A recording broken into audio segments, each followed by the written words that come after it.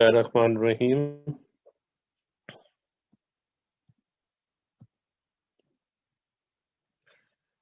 Our today's first presentation is on overview of transvaginal ultrasound. Rahim. In order to perform transvaginal ultrasound, it is recommended to have a transabdominal ultrasound. Presentation is on overview of inserting the transvaginal ultrasound. For transabdominal ultrasound, we need full bladder. In order to perform transvaginal, except we are performing it in second or third trimester of pregnancy. Full bladder provides us an acoustic window into the pelvis, but there are some limitations of transabdominal ultrasound. For instance, obesity, inadequate bladder filling, abdominal scarring, recent surgery limiting access, retroverted or retroflex uterus, fibroids, air-filled bowel, which are the gases in the abdomen.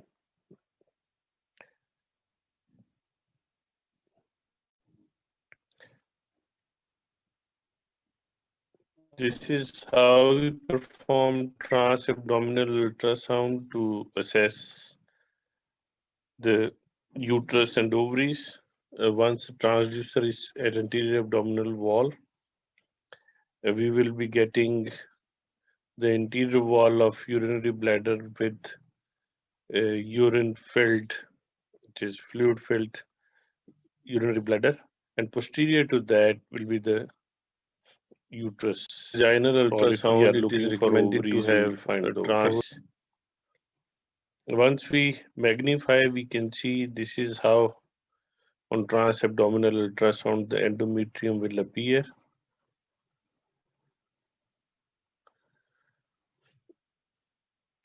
Whereas transvaginal ultrasound does not require full bladder. The higher resolution scanning with more magnification, it has got better resolution because of higher frequency which is used, better identification of early and ectopic pregnancies. We can assess the follicular size, small masses, abnormal fallopian tubes. Endometrial thickness can be measured more accurately as compared to the measurements which we perform using transabdominal ultrasound approach.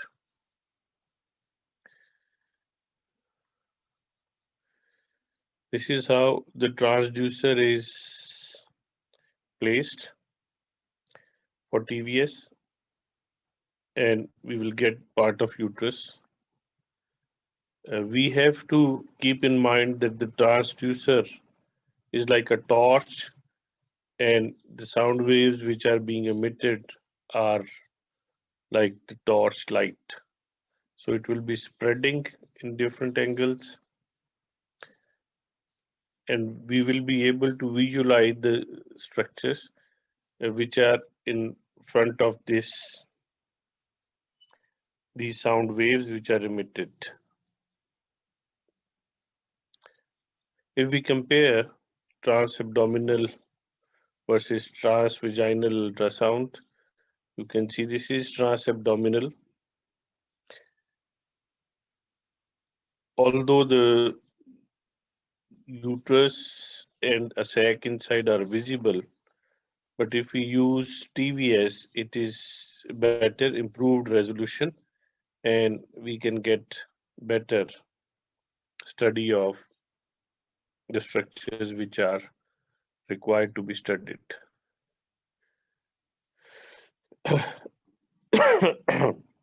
The first part of this presentation is about TVS instrumentation. What are the instruments which we use? The first instrument, the first thing we need is machine, an ultrasound machine with better resolution, better facilities. preferably having color Doppler, power Doppler, and it will add up a lot if we have power Doppler with 3D or 4D and power Doppler with directional NGO and tissue harmonics. The second thing which is part of machine is the transducer. We know that the same machine is used for all type of modalities of ultrasonography. We can use same machine for 3D, 4D volumetry. We can use it for transabdominal with the convex, even if we need it for musculoskeletal or for small parts, we can use the linear transducer. So the difference is of the settings for TVS and the transducer. The transducer, which is commonly called probe, are of different types. The one which is used for TVS has got three main parts: handle to hold the probe, this area; shaft which enters the vagina, this one; footprint which houses the crystals, this part. For probe preparation, probe should be covered with condom containing small amount of gel. So condom can be of any company or any type. We put some gel, then we put the first condom. This is how we will cover it with the condom. So the two parts, the footprint and shaft, are covered with the condom, with the cover, and we put some gel here so that we can have some media for transmission of sound waves. There are two techniques. One is single condom technique, in which just one condom is placed and a rubber band can be placed on it, so that by moving the transducer, it is not displaced from its proper area. Condoms are tested according to British standards, which mean 4 condoms per 100 may have holes. That is why I use double cover technique. It is preferable, although it compromises the resolution a little bit. So for double condom technique, I have put some gel, then I use one condom, I put a rubber band here, then again gel is applied outside the condom tip and the second condom is used. Again, after the second condom, I will put another rubber band. In patients with infertility, use water as coupling agent, as the coupling gels are spermicidal in action. So if there are patients of infertility, we can use water outside the condom as coupling agent, whereas inside there are 4% chances that this will go through the spores, although the spores are very small, microscopic, and the molecules of gel are bigger than that. But if we are more conscious, then we can use gel on the foot end of the transducer, covering it with the condom, then putting some water for providing aqua, for providing media, covering with the second one, and above the condom, we will put some water in fertile patients if there are chances of infertility on that day, or patient had history of coitus about 4 to 6 hours before TVS scan.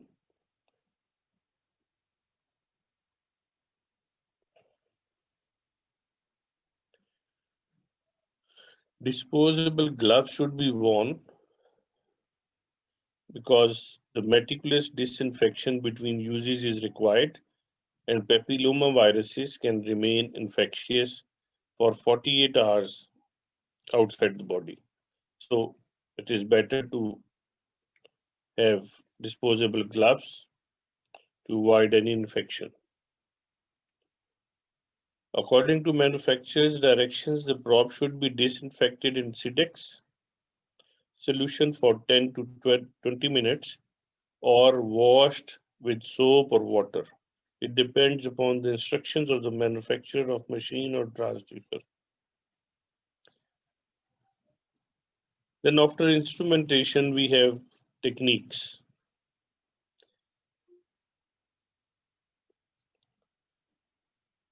The recommended procedure is that we perform transabdominal scan to have an overview of pelvis by having full bladder. Here is the scanner, the sound waves, then we have the structures. This is vagina, then is the cervix and body of the uterus, then adnexa on the sides with the fallopian tubes and ovaries. Here are the intestinal loops, the rectum. Then after having transabdominal scan, we will ask the patient to empty urinary bladder. We need to explain everything. So full explanation of the procedure is required, leading to consent to procedure. Better to change to suitable gown and ensure privacy of the patient.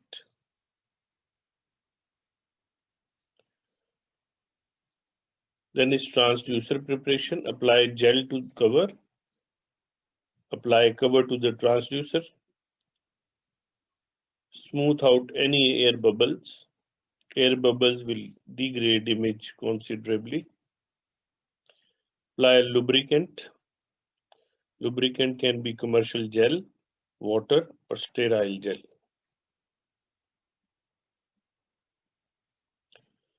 Patient positioning.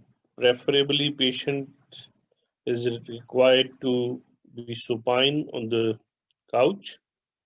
Elevated pelvis.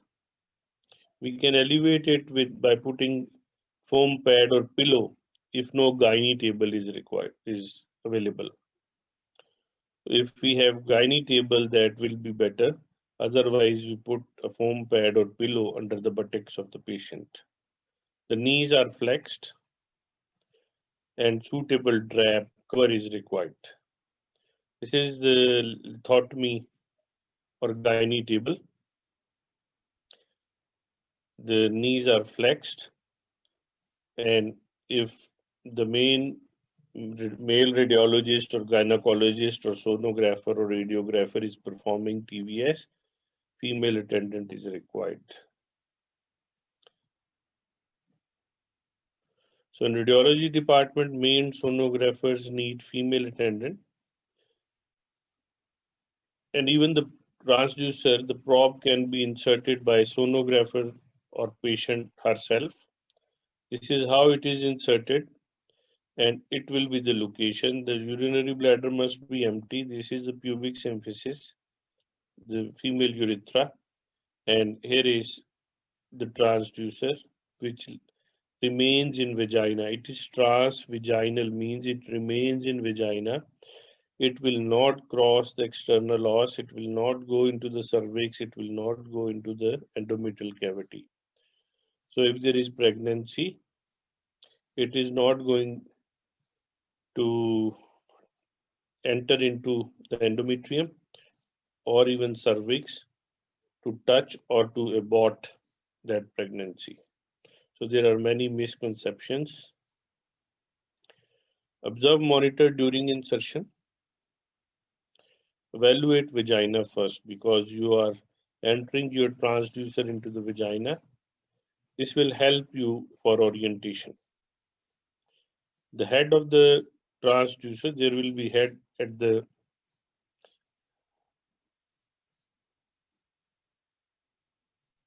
transducer, the part which you are entering, which houses the crystals. So if your head is, transducer head is upward in this direction, you can easily evaluate vagina and then you will have better orientation of the structures. Remember supine female anatomy. This is the supine female anatomy, the structures behind it. So if I elevate the shaft in this direction upward, I will be able to see the rectum and the spine. And if I move it downward, I will be able to see these structures, which are the required structures. First, direct transducer slightly posteriorly. This is how the transducer is placed and then it is moved.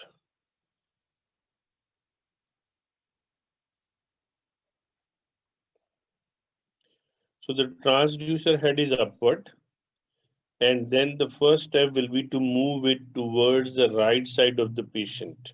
So the head end will be on this side to get the coronal section.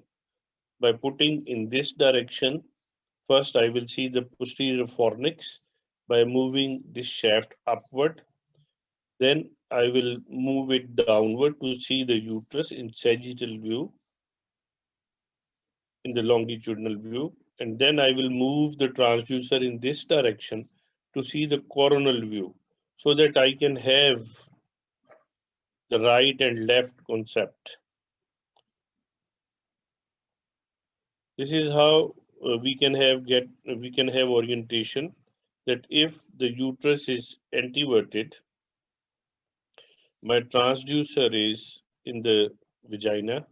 This is external loss. Here will be the internal loss and endometrium, fundus of the uterus. This is the head, foot end, anterior side and posterior.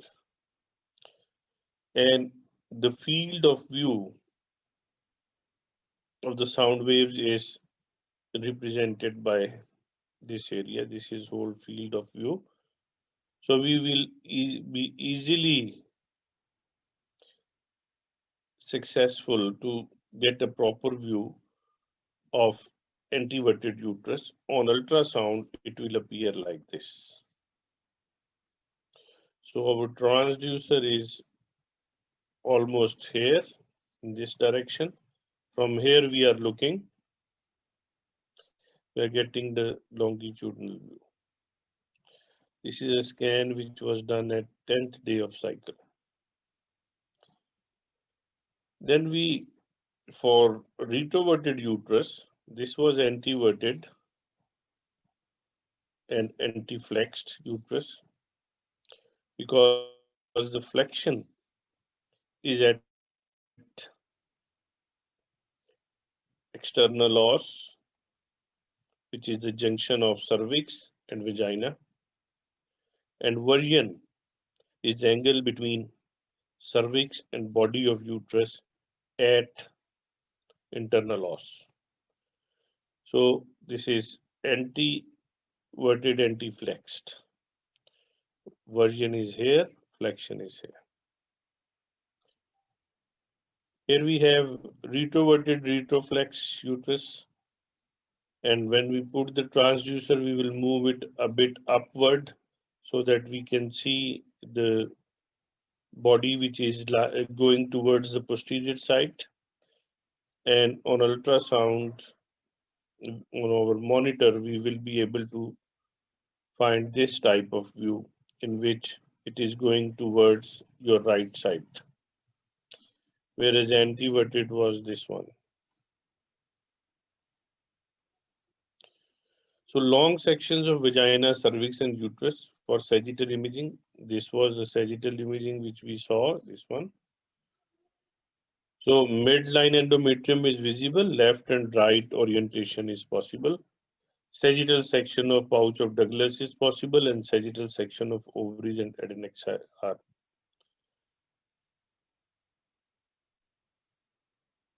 Then are the tips. If we cannot find fundus, make sure probe is inserted far enough. Lift probe handle up for retroverted and move probe handle down for the anteverted antiflex uterus. If you cannot see all of the midline echoes, rotate probe slightly. Cannot find the ovaries, go to coronal plane. So, for retroverted uterus, if this is the uterus indicated by black lines, now my probe is in vagina, I am able to see a part of the uterus, then I will move it upward so that I can see whole of the body of uterus and part of cervix. So it will be visible like this. So it was like this. Then I move the shaft upward so that I can visualize it. It is the technique for retroverted uterus. For coronal section, it appears like this. This is anterior, posterior, right and left. So this will be the right and left of the patient in coronal section. In coronal section, we can see the cervix, pouch of Douglas, uterus. We can have multiple sections like left ovary and adnexa, right ovary, adnexa.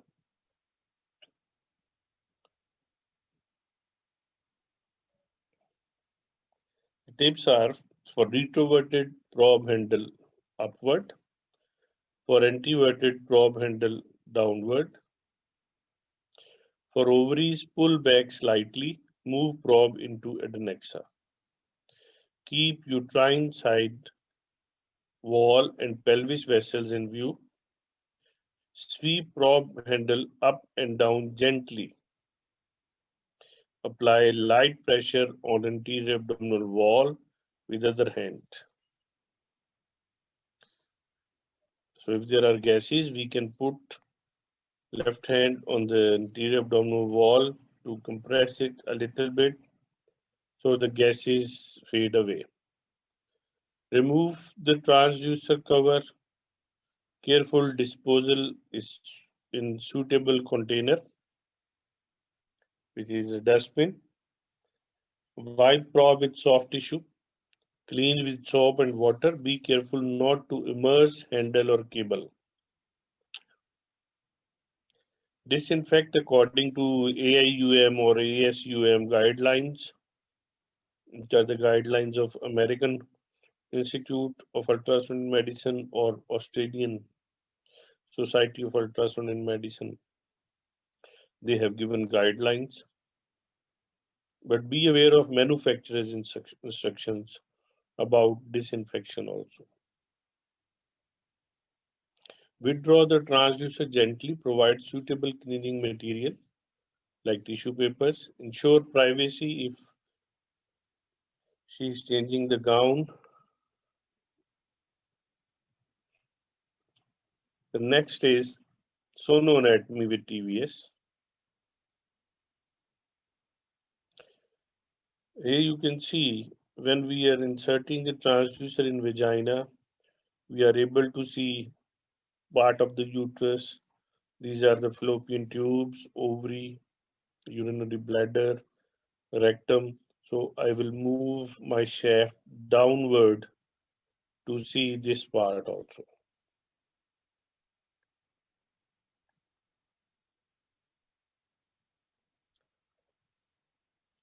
Image orientation by TVS This is a scan which is done in early second trimester.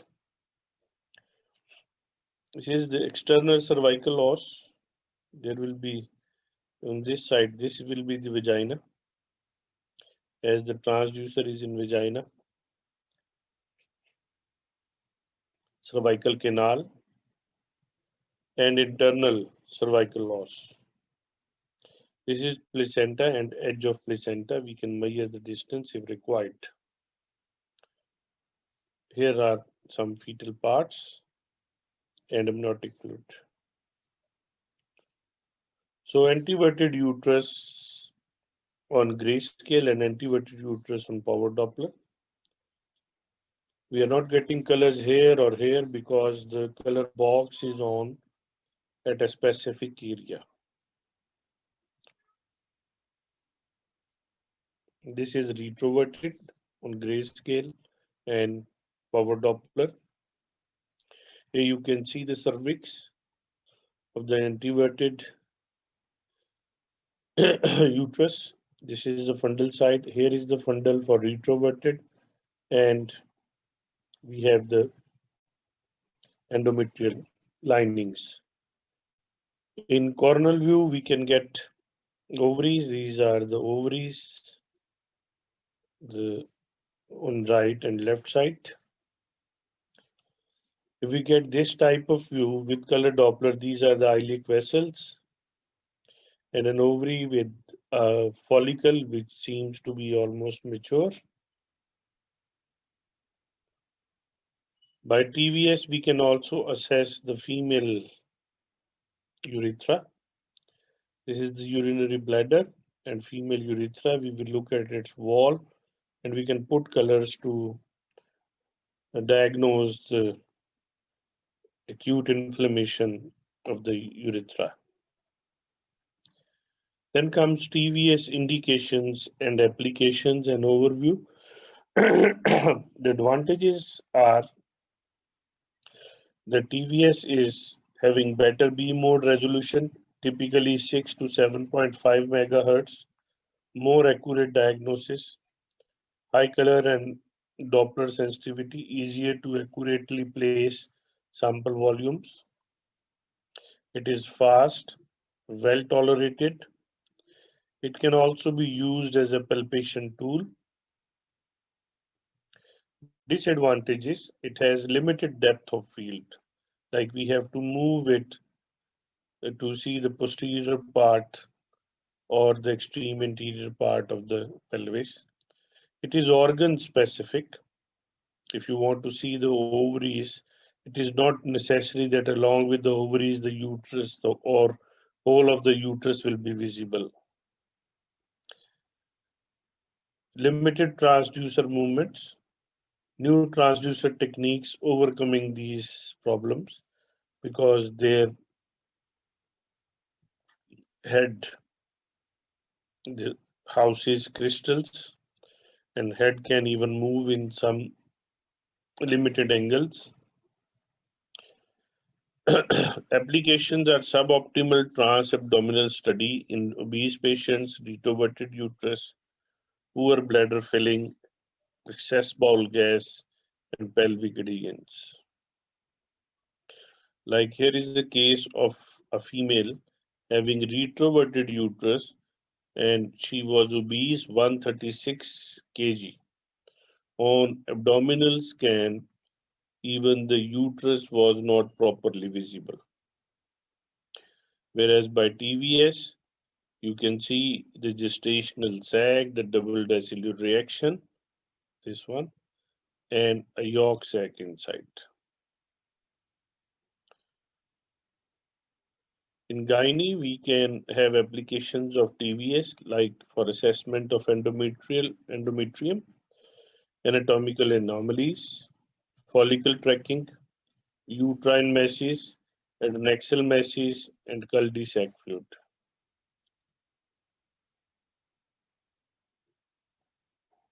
This is the periovulatory phase TVS scan to evaluate the endometrium. There is excretory phase, hyperequic, subendometrial calcifications. These are the calcifications. And here is a polyp, endometrial polyp inside the endometrium.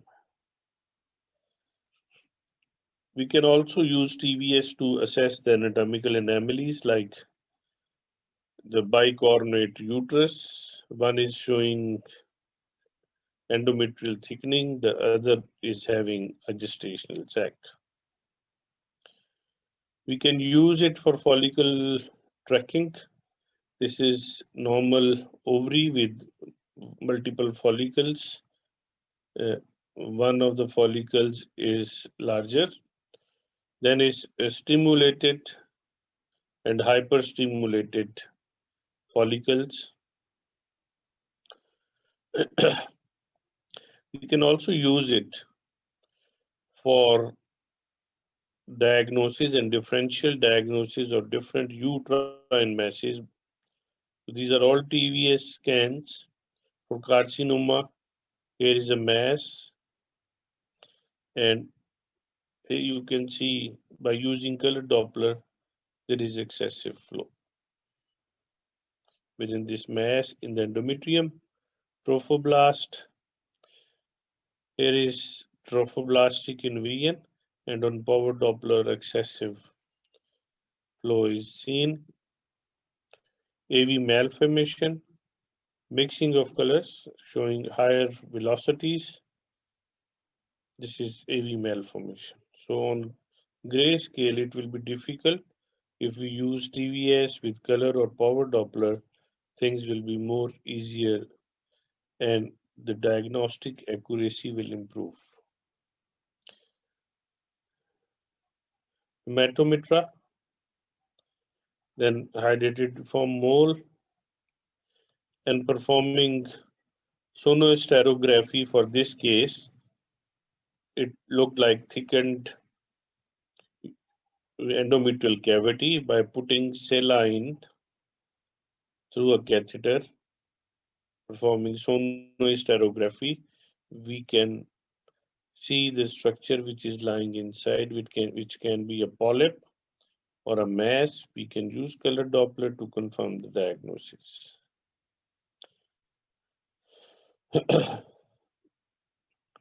Adenocarcinoma masses which can be detected by TVS includes the pathologies of the fallopian tubes, like here is pus, and it looked like this lake.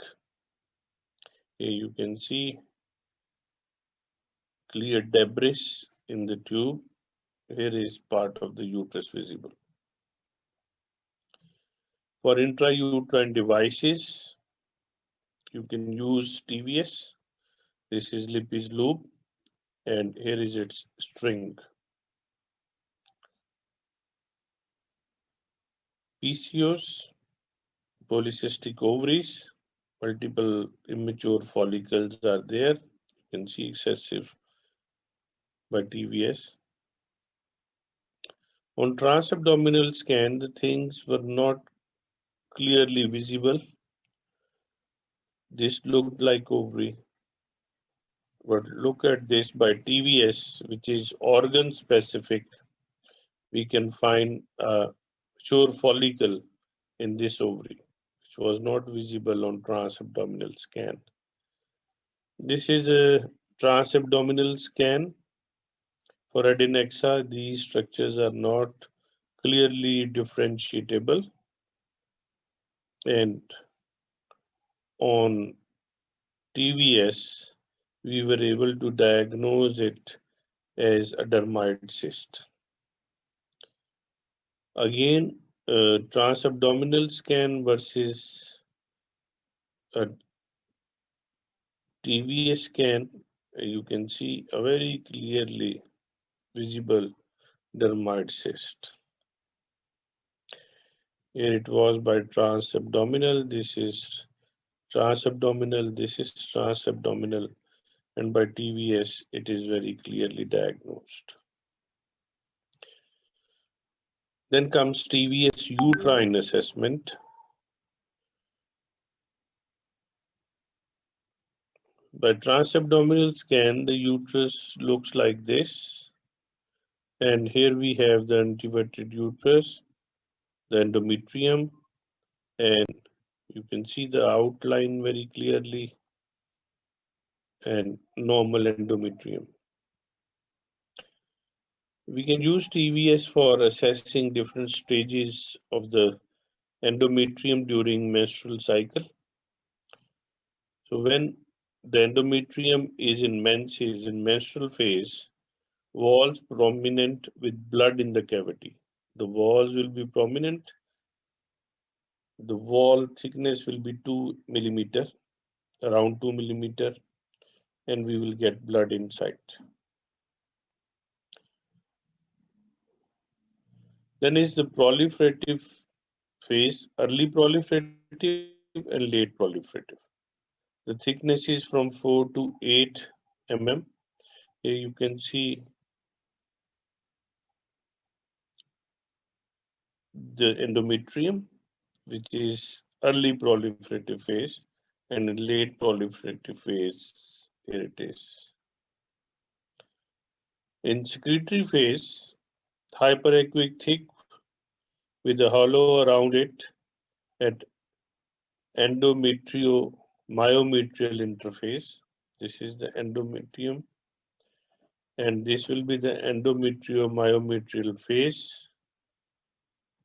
It looks like a halo, this hypoechoic area. The size will be 7 to 16 mm as normal. Then is postmenopausal, which must be less than 6 mm. Thin endometrium, this one. It must not exceed 6 millimeters. We can also use TVS for diagnosis of different congenital uterine anomalies. This is arcuate uterus.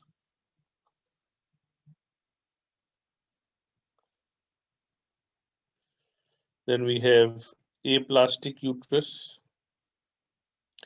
and bicornuate uterus.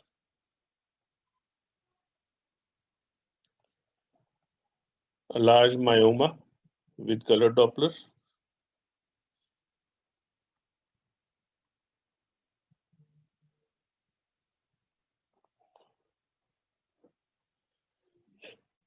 These are different types of fibroids or leiomyomas. Like this is submucosal,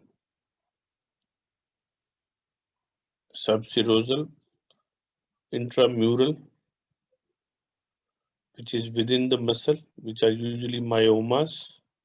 The submucosal and subserosal are leiomyomas. We can have subserosal pedunculating inside the uterine cavity, which can be named as endometrial fibroid or intracavitary fibroid or pedunculated submucosal fibroid. Whereas the leiomyomas, which are pedunculated outside the body or outside the fundus of the uterus, are pedunculated subserosal fibroids. As the outer line is subserosal, so we have got fibroids here, they pedunculate out.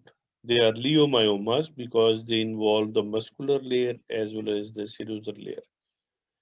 Similarly, those which are lying below the mucosa of the endometrium, they are submucosal, but in origin they are leiomyomas. They involve muscles and the mucosa, the inner layer. Whereas those which are lying within the myometrium, not involving the mucosa or serosa, they are myomas. As a whole, we call them fibroids, which is not expected from a good sonographer. We have to mention the type, the location, the size of the fibroid. So if my report says it is fibroid uterus it means I am a beginner in gynecological scanning. But if I'm mentioning it according to the location, size, and type, then it means I know my job. Here is one of the fibroids. Which type of fibroid? We have to look into it. Here is the wall and the outer side. Although we need a real-time view, but at this freezed image, it is one of the subserosal fibroids, which is pushing the serosa on one side.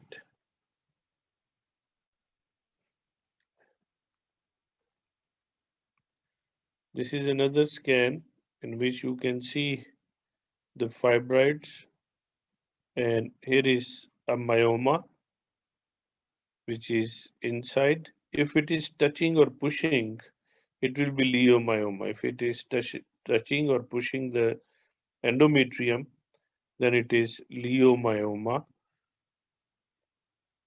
There will be indentation of the cavity. Another fibroid here. There is a fetus inside and a fibroid, and this fibroid was removed from here.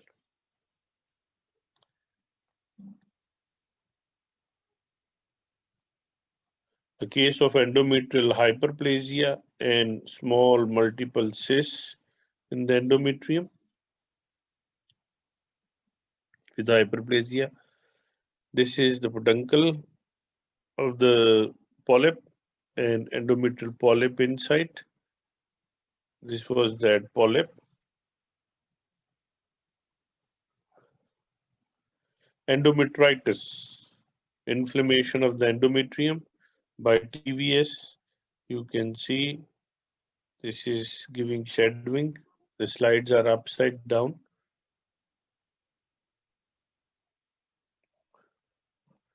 There is hematometra, hydrometra, and pyometra, in which you can see the fluid, which can be pus, blood, or an excretion within the myometrium, within the endometrium, sorry. The endometrial polyp, again, this is the feeding vessel, and we can perform its spectral analysis to assess the infection or necrosis, which lowers the resistive index, which is the impedance. We have seen this slide in some of the previous lectures. This is endometrial polyp and its feeding vessel assessed on spectral Doppler. Then comes the endometrial carcinomas, the endometrium by TVS showing multiple cystic areas. On color Doppler, there is a feeding vessel. That feeding vessel can be assessed for the resistive index. If the resistive index is below 0.45, like here it is 0.3, it goes towards malignancy, and we can advise biopsy to confirm it. Intracavitary fluid collection. This is all of this is the endometrium. By TVS, we can see there is fluid with a mass, which was a carcinoma. These are again different slides of leiomyomas, the fibroids. This is submucosal. Then we can have leiomyosarcoma, fibroid having malignant changes. On Doppler, there is excessive flow. We can have more flow or increased flow in a fibroid, in a leiomyoma or myoma, in cases of pregnancy. As with pregnancy, the spiral arteries are straight, the blood perfusion to the uterus and cervix is increased, to the endometrium is increased. So if there is any fibroid, its size will increase aggressively. But in non-pregnant women, if you get this type of excessive flow, then it will be suggestive of malignancy. Then is adenomyosis, ingrowing of the endometrium into the myometrium. The endometrial tissues are grown into the myometrium, and once there is menstruation during menstrual days, these tissues, which are the endometrial tissues lying embedded in the myometrium, will start bleeding, and this is blood inside, they will appear like this. But if we scan this patient during non-menstrual phase, during proliferative or secretory or ovulatory phase, we will not get these cystic areas. It affects 20% of women, mainly multiparous. Symptoms will be bleeding, pain, infertility. Usually the pain increases during menstruation. Findings are enlarged uterus without any fibroid. So even one side of the uterus myometrium will be increased. So if you get a patient with one of the walls seem to be hypertrophied, better to call her back during menstruation. So you will get these spots and the diagnosis will be confirmed. Small cystic areas with snowstorm appearance, molar pregnancy. This is another molar pregnancy, the flow pattern, and we can assess the spectral Doppler. But here, the resistive index will be above 0.5. Here you can see 0.66.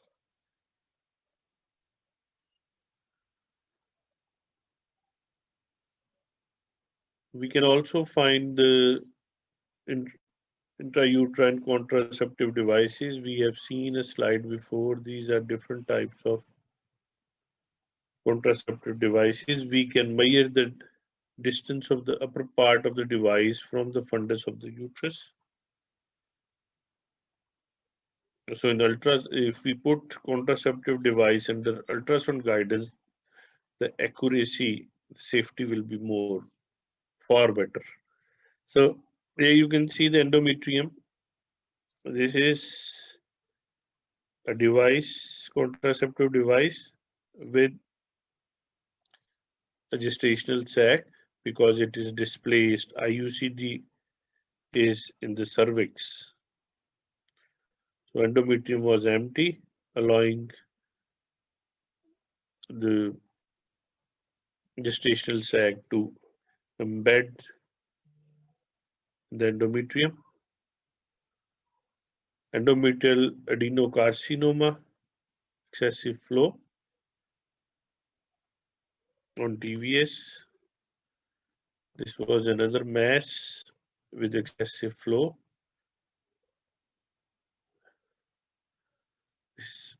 Leiomyosarcoma with necrotic areas. This was another case, an old image.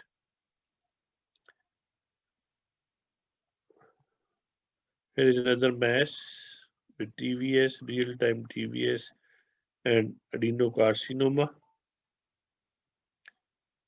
Then comes ovaries. In ovaries, we will look for cystic solid ratio, solid cystic, or solid. So these are the four appearances which we can have in the ovaries. This is corpus luteal cyst. a case of serous cyst adenoma, clear fluid, thin walls,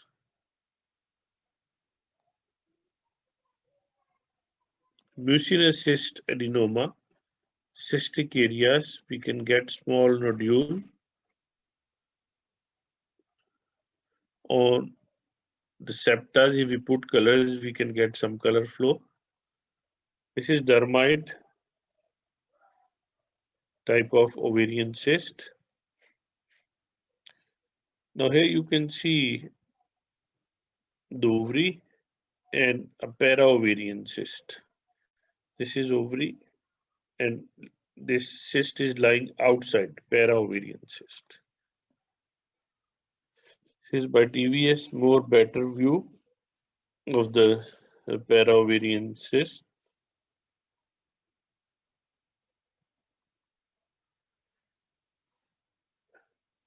Case of endometrioma. This is ovary and endometrioma, a close view of debris-like appearance, thick fluid inside. This is another case of endometrioma. We can also have malignant ovarian tumors. Again, the flow will be more, they will be growing rapidly. We can assess their RI on spectral Doppler. Obviously, it will be above 0.5. Here it was 0.57. Then is the extra-ovarian clear separated cyst. There is a small nodule inside and cyst. The ovary is here, so it is extra-ovarian. This is a gut loop. We can also have peritoneal inclusion cyst, which will appear like this. There is a large nodule originating from the peritoneum with some fluid inside. These are the gut loops. We are using TVS. For free fluid in pouch of Douglas, in order to diagnose any ectopic or even for pelvic inflammatory disease, we look for fluid.